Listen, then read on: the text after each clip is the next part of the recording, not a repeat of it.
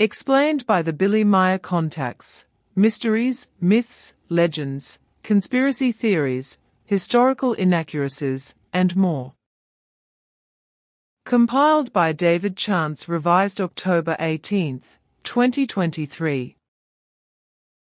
Atlantis, see also Hyperborea, a Hyperboreans, see also Mu, lost continent. Contact Report 009. At our fifth contact, I finished the history of humankind at the time when 50,000 years ago, according to earthly calendar, our homeworlds found freedom and peace. Before that time, 70,000 human beings fled under the leadership of the scientist Pelagon. With spaceships, which they had seized, they fled through the space out of another configuration of space and time into the one of the Milky Way of the Dern universe and settled on the Earth. Under Pelagon's leadership, there were 200 sub-leaders, scientists who were each responsible for a specific field of knowledge. Pelagon was unanimously recognized and respected by them and all others as king of essence of wisdom, Wish, God. In the course of the millennia, they built large cities and inhabited all continents of the earth. Unfortunately, this only went well for barely 10,000 years before lust for might regained the upper hand and a deadly war raged over the world. Everything without residue was destroyed, and only a few thousand human beings were able to survive, while others fled again into the outer space and into the old space-time configuration and settled on distant worlds. For the next 7,000 years, the Earth was no longer flown to, during which time those who stayed behind became completely wild and degenerated. After that, the descendants of those who had settled on distant worlds returned. Again, they were led by an Ishwish. Under such a kind of Ishwish command, the distant descendants later built Atlantis and Mu, 2 huge cities on 2 different continents. For thousands of years, they lived in complete friendship and in peace, until some scientists again succumbed to the greed for might and wanted to seize the rule. However, having become tired of the constant wars, the peoples rose against them. Hence, they seized spacecrafts and fled into the outer space, according to earthly calendar about 15,000 years ago. For 2 millennia, they and their descendants lived in a neighboring solar system. 2 millennia during which they had become very evil and were only able to uphold a certain regulation under the strictest discipline. Through mutations and researches, they achieved a very long lifespan, which amounted to more than 3,000 years. Obsessed with imperiousness, they left their world about 13,500 Earth years ago and came back to the Earth. Their supreme leader was the scientist Eris, who was also called the Barbarian. As already Ishwish Pelagon nearly 190,000 years ago, he also had 200 leaders or sub-leaders who were each responsible for a specific field of knowledge. They settled in 2 parts in the far north and in today's America, Florida, whereby they constantly forged ahead to Atlantis and Mu in order to invade them with war. And only a few millennia after their renewed requisitioning of the Earth, they succeeded in completely destroying Mu and Atlantis. Few survivors went into servitude, while great scientists were able to flee and returned to the original homeworlds in the Pleiades. But thousands of years before that point in time, the new intruders spread across the earth, and Ishwish Eris ruled with a firm and bloody hand. Contact Report 055. Atlantis was divided into 2 kingdoms. The Great Atlantis was located between the divided continents of America, South America, and Europe, Africa, while the small Atlantis was located in the Santorini region. Great Atlantis was destroyed and sank into the sea through war feuds with the inhabitants of Mu, which lay in the Chinese Gobi Desert. But Mu was also destroyed and ceased to exist, leaving only the underground city of Akarta. Small Atlantis was destroyed about 6,000 years later, indirectly by the gigantic destroyer, the giant comet, which brought Venus into the Sol system 3,500 years ago. The enormous vibrations of the destroyer racing by and the following Venus caused enormous damage on Earth. It trembled, burst in many places, and huge volcanoes erupted. One of them was the existing Santorini. It exploded and tore various islands down into the sea within a wide radius, while the sea began to bubble and an approximately 2,000-meter-high tidal wave was generated, which rolled over today's Crete to Egypt and Syria. Crete was called Minoa at that time, and its inhabitants were Atlantean descendants. Many of them were still able to flee to the Hellenic mainland and thus save themselves.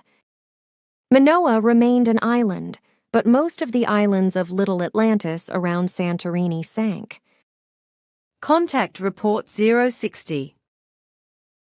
As I already explained at an earlier point in time, Atlantis and Mu destroyed one another. However, this was a peculiar case, and I have to begin to recount from a very early time. About 150,000 Earth years ago, after a very long time of wars and of uprisings, our home planets finally found peace and freedom. Many millennia after the creation of calmness, peace and freedom. However, a scientist called Pelagon made himself the leader of a group consisting of about 70,000 human beings, and with their help, he appropriated numerous large spaceships and fled. As a great scientist, it was an easy thing for him to force the 70,000-strong group under his control and to bring them to the Earth in a frantic escape through space and time. On board of his stolen spaceships were close to 200 very good scientists of the most varied fields of knowledge. From them, and also from the whole group, Pelagon was unanimously accepted as God, thus as the king of wisdom and leader. During the following millennia, their descendants lived on the earth and built up a high culture. They built many and large cities and inhabited all continents of the earth. Their flourishing lasted close to 10,000 years. During this time, all went well, and everything found a very high level of development. However, before the 10,000 years were completed, dissatisfaction erupted again through the lust for might of some that were greedy for might, which led to deadly wars that made the entire earth tremble with wild war cries. An Earth-World War took place to the extent as has never happened before and has not been brought to Earth since. Everything, but really completely everything that the ones who had come from space had built up, was destroyed and annihilated, and only a few thousand human beings of these extraterrestrials survived the tremendous catastrophe. These, however, fled with good and far-reaching spaceships out into space and settled on foreign worlds. Only a very small remnant remained on the destroyed Earth and degenerated completely, whereby they lived completely separately from the small group of Earth-born humans of that time.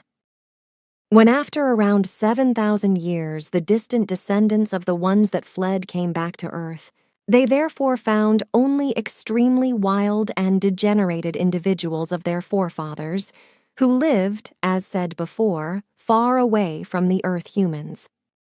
The return of the descendants of the former fugitives happened again under the leadership of a god, under whose rule Mu as well as Greater Atlantis and Lesser Atlantis were built. At that time, Greater Atlantis and Mu were the two most gigantic cities which had ever been built on the Earth, and for the sake of peace, they were built on two different continents. Again, a high culture was built up and everything began to blossom. During a few millennia, complete unity and peace prevailed, Before some scientists, in their greed for might, Ausartetan got very badly out of control of the good human nature again, and with all means available to them, tried to seize dominion.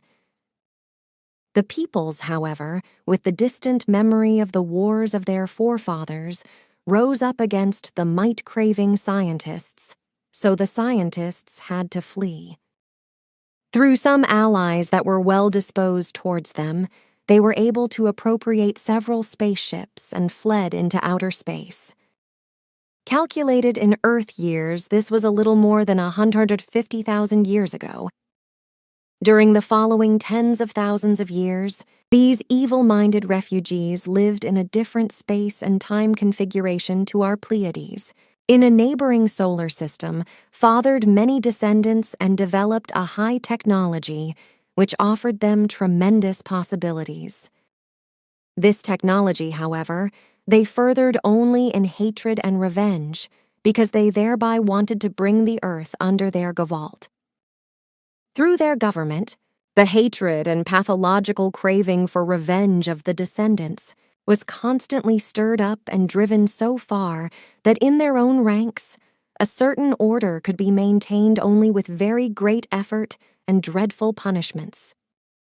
Thus, a people of malicious and bestial nature came into being. It was also their hatred through which the average life expectancy of these hate-filled human beings was driven up by means of research, gene manipulation, and through mutations and so forth, so that in the end it amounted to several thousands of years. Each individual human being of this people was taught in the art of war and in the most outrageous intrigues. After 2,000 years, these hateful people had progressed so far that an attack on the Earth could be considered. Thus, they got on their way, climbed on board of their large spaceships, and came to the Earth. This was around 103,000 Earth years ago. Their leader was the Jeshwish Arus Ishwish, the barbarian, and scientist of an extremely bestial disposition and of coercive might. For his help, he had appointed many scientists of most varied disciplines as deputies and sub-leaders, 200 in number. Suddenly and predatorily, they pounced on the Earth and stole new land for themselves. Thus, they were then able to colonize the north of America. It is the present-day Florida, which came to rest in the present-day South only due to a shift of the Earth. From there, they won a great might over the Earth for themselves, whereby they continuously fought Atlantis and Mu. Constantly, they pushed forward to Greater Atlantis and Mu in order to bring these cities into their possession through acts of war.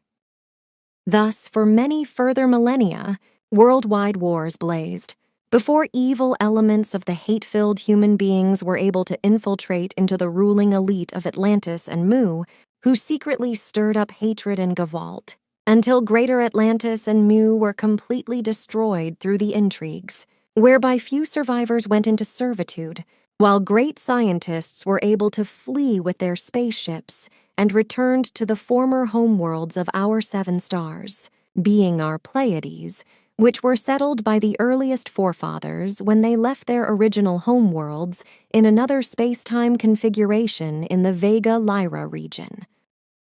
However, the form in which Greater Atlantis and Mu were destroyed was of such intrigues and full of horror that, in the history of the human beings of the Earth, it will probably never be paralleled. The intriguers stirred up malicious machinations between the Atlanteans and the citizens of Mu, which led to mutual actions of war. Between both arose malicious hatred and the will to destroy. Mu, which was in the Gobi Desert, feuded with Greater Atlantis, which was built in the great island kingdom between present-day Africa and America, before it sank in the Atlantic due to the greatest earthly war catastrophe of all past and probably also future times, leaving behind only a few small islands, which today you call the Azores.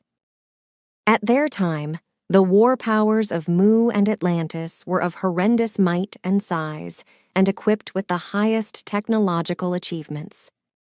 So, Greater Atlantis alone had at its disposal an army of 4,83,430,000 men, which was equipped with small combat beamships. Furthermore, the government of Atlantis commanded a giant fleet of 123,000 units of single-person destroyers, miniature beamships for close Earth combat. In addition, there existed another 16,431 Eliminator units, miniature beamships, which, through the effects of heat, were able to totally eliminate all material within fractions of a second. Finally, they were equipped also with 24,230 overkill beamers, each of which required 10 people to operate, and were installed in mid-range beamships. To this tremendous might, Mu was inferior, which, however, did not make it less dangerous for the greater Atlanteans, because the Mu scientists had likewise developed very dangerous weapons, which in many ways were even more dangerous and more destructive than everything of the Atlanteans altogether. The scientists of Mu had in fact discovered powers, which made it possible for them to convert entire small planets into all-destroying space bombs, by pulling them out of their orbit of millions of years and with extreme precision steering them onto a carefully determined target of another planet and letting them crash down with devastating force and explode above the target. And it was exactly this frightful weapon they used when Greater Atlantis commenced the full-scale attack against Mu. The best and the most suitable scientists of Mu were charged with finding a suitable planetoid which could be used as a deadly and annihilating missile against Atlantis. Thus they flew with their ships out into space and found in the asteroid belt, outside of the Mars orbit, an object suitable for their purpose. It was a planetoid of several kilometers diameter. However, we are not able to analyze its exact size anymore. By means of atomic and electroenergetic energies, it was thrown out of its orbit and brought onto course towards Earth. After that, the planetoid's own rotation was slowed down and brought to a standstill, whereupon on the side turned away from the Earth, a drive unit of gigantic size was installed for the purpose of a tremendous acceleration of the small planet, which was supposed to be directed to its destination with breakneck speed. Only less than half a day before the full-scale attack of Atlantis against Mu, the deadly space bomb was completed, a death messenger of human insanity and of tremendous consequence. When Atlantis undertook the attack, the producers of the death missile were informed within a few seconds by means of hyperwave impulses about the oncoming events and were charged with allowing the death missile to take off. A few seconds after receiving the command, on the side of the planetoid facing away from the Earth, 1,000 suns appeared to race into the dark space, and with gigantic force, the monster started moving. Very quickly, the speed of the messenger of death increased, steered by scientists controlling the monster, who were sitting on the planetoid completing their task and thereby were doomed to die.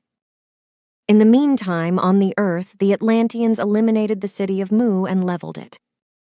Whoever had not fled into the satellite cities, thousands of meters deep underground or into space, perished in the totally eliminating rays of the Atlanteans, and nothing bore witness any more to their former existence.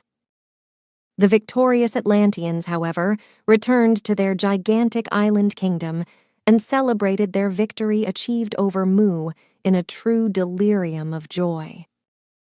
However, their joy did not last long because they had barely begun their festivities when messages came thick and fast in regard to the danger rushing towards them through space. Only a few high government officials and scientists were still able to clear out and flee with their spaceships into space before the catastrophe was unleashed over Atlantis and made it sink into the sea. The ones left behind and doomed to die saw the disaster racing towards them, high in the sky and far in the northwest above the sea and the far continent. As if out of nothing, a dark celestial body suddenly appeared, which advanced at frantic speed, with its far side blasting off blinding light. The Colossus came rushing in quite low, and in a few seconds turned into a giant. First only visible like a small shooting star, in a few seconds it turned to a gigantic size with a fiery tail. Fascinated and transfixed, dilated pupils from fright, the human beings stared ominously towards the approaching monster, which so completely silently sped towards them.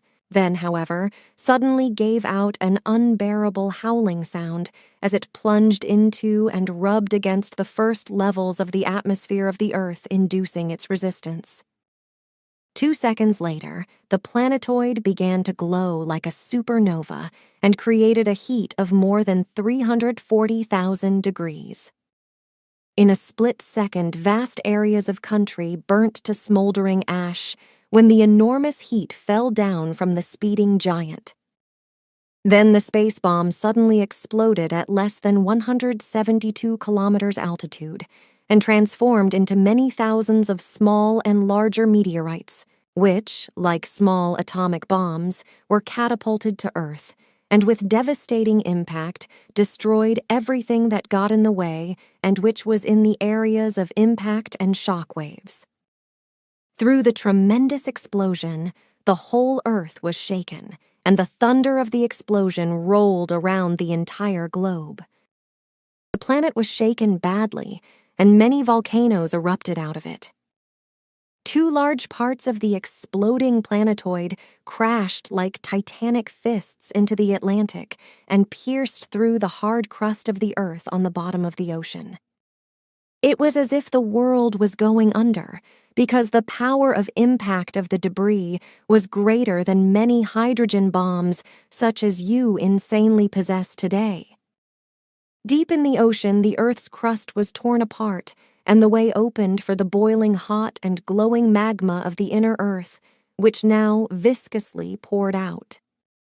The seawater began to bubble and boil, vaporizing masses of water which shot up into the atmosphere, up to 35,000 meters high.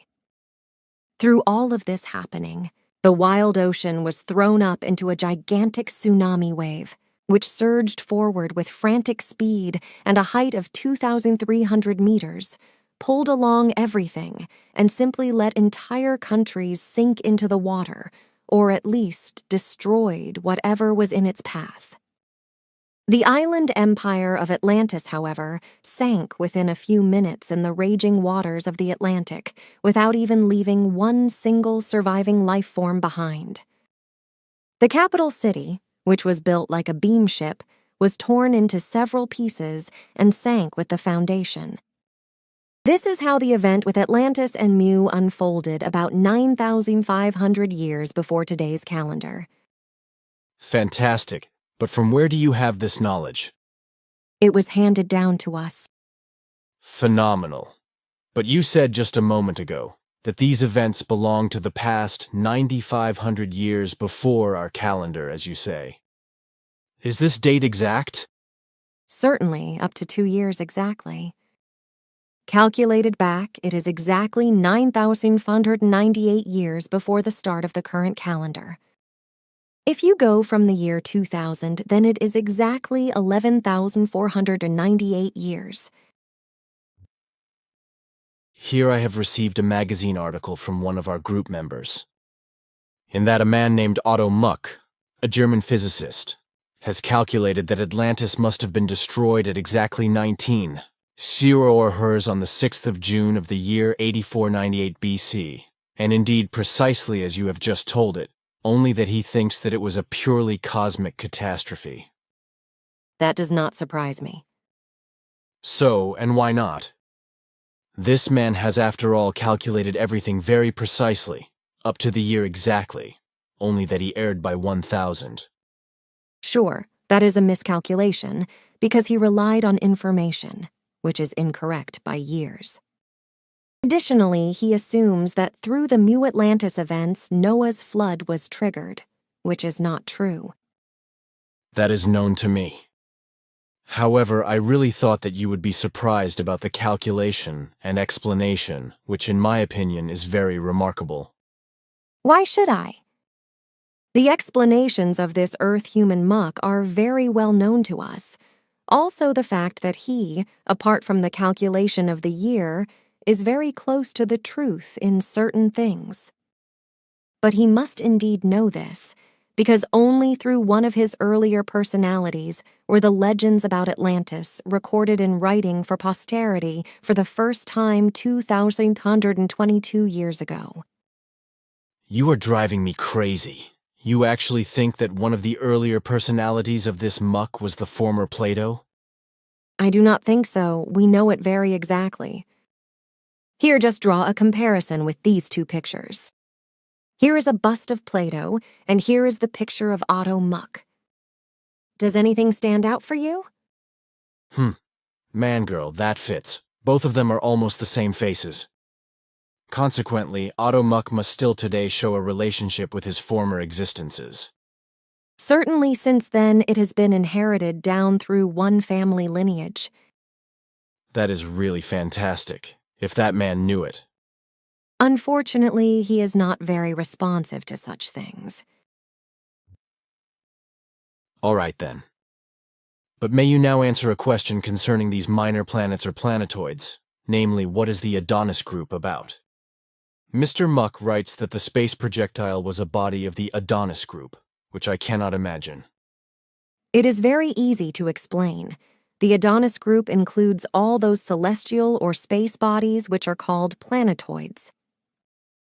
Oh, then an Adonis group member simply means planetoid? How complicated people can be. That is unfortunately so.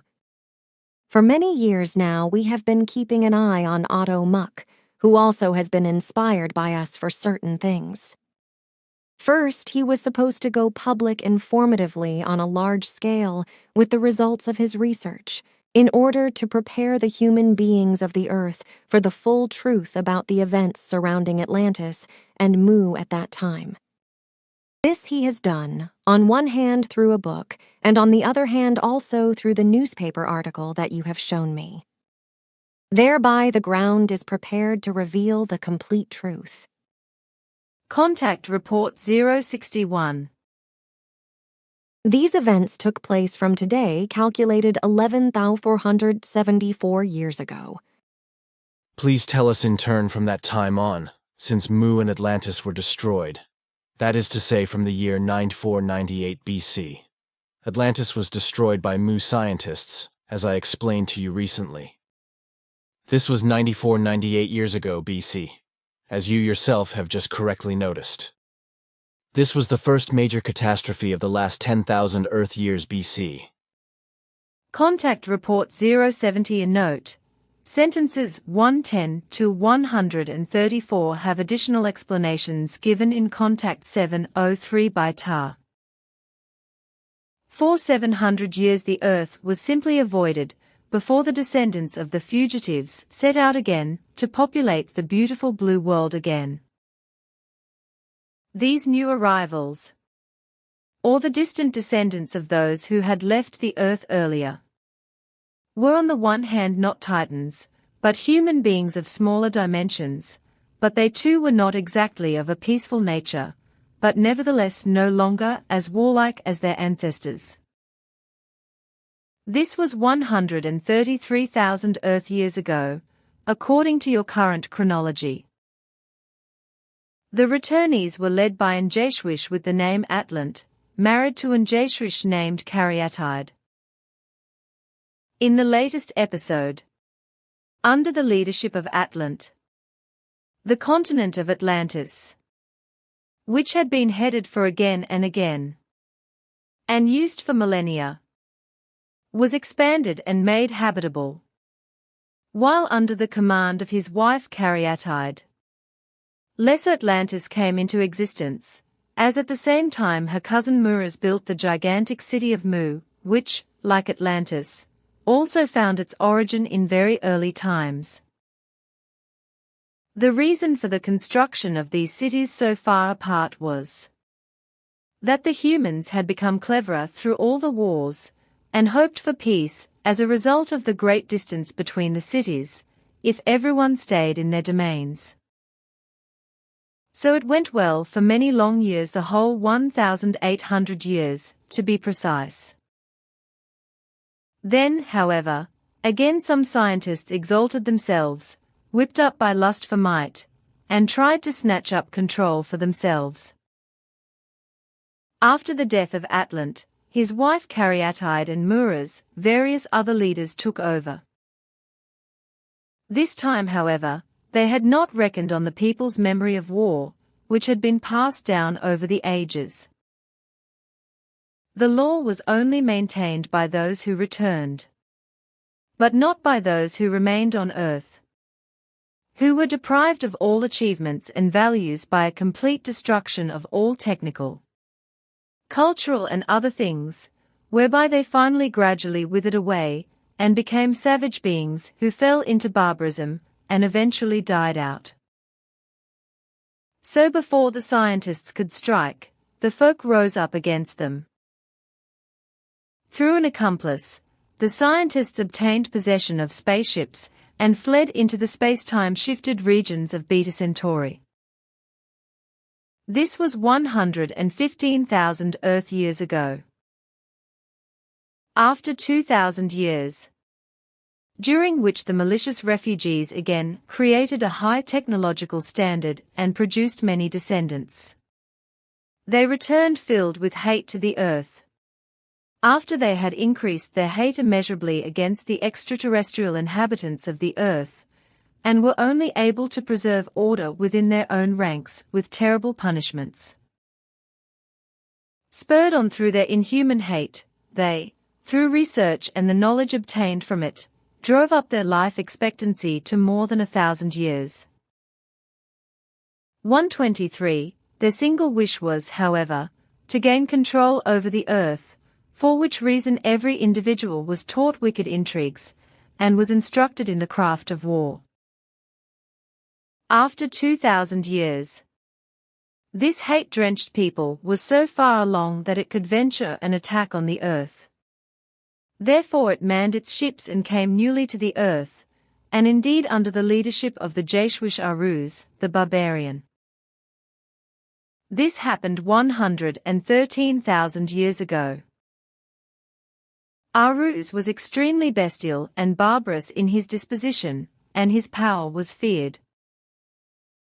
Like Pelagon, already thousands of years before, Aruz also had 200 high-level scientists with him, who he made sub-leaders.